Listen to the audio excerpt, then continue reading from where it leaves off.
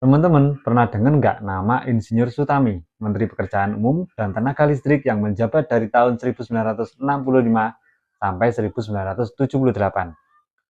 Seorang menteri yang listrik rumahnya pernah diputus karena tak sanggup membayar.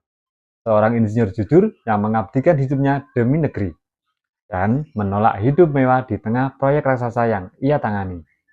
Inilah ceritanya, mari kita bahas bersama salah satu manusia langka di Indonesia. Insinyur Sutami lahir di Surakarta, Jawa Tengah pada 19 Oktober 1928.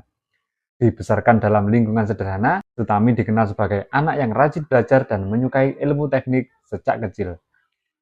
Setelah menyelesaikan pendidikan teknik sipil di ITB, ia bergabung dengan pemerintahan Indonesia dan menunjukkan bakatnya dalam dunia konstruksi dan perencanaan infrastruktur. Keahliannya membuatnya cepat naik ke posisi strategis di kementerian, hingga akhirnya ditunjuk sebagai Menteri Pekerjaan Umum dan Tenaga Listrik pada tahun 1965 di masa Presiden Soekarno.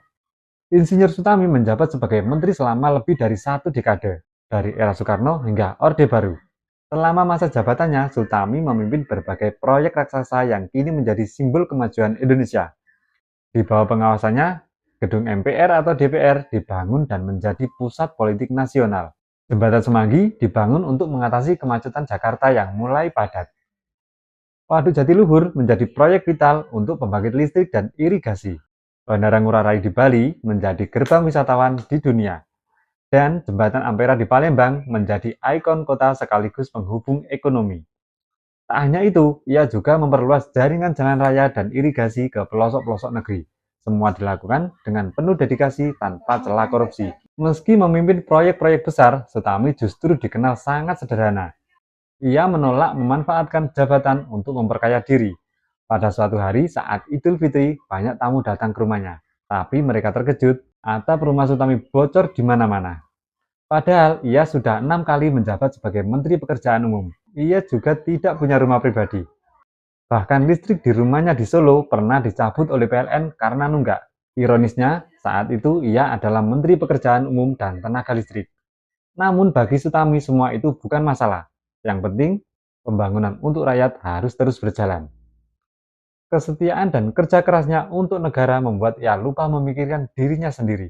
Ia bekerja tanpa henti hingga akhirnya jatuh sakit. Kekurangan gizi dan kelelahan memperburuk kondisi tubuhnya. Tapi ia menolak dirawat di rumah sakit. Ia takut ketahuan bahwa ia tidak punya cukup uang untuk berobat.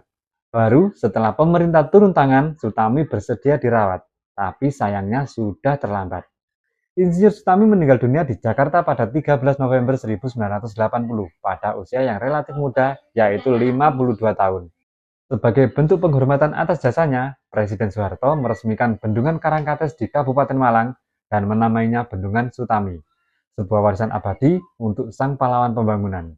Insinyur Sutami adalah contoh nyata bahwa jabatan bukanlah tempat untuk mencari kekayaan, melainkan ladang pengabdian. Ia menolak korupsi dan hidup sederhana, dan wafat dalam kesunyian, namun meninggalkan warisan besar bagi bangsa. Hari ini bangunan-bangunan yang ia rancang masih berdiri kokoh. Namun lebih kokoh lagi adalah keteladanan, kejujuran, dedikasi, dan integritas yang ia wariskan. Di tengah maraknya pejabat yang memperkaya diri, nama Insinyur Sutami bersinar sebagai sosok yang langka. Manusia pilihan yang hidup untuk membangun, bukan untuk mengambil. Mari kita kenang dan teladani Insinyur Sutami. Seorang insinyur sejati, pahlawan sejati, manusia langkah Indonesia.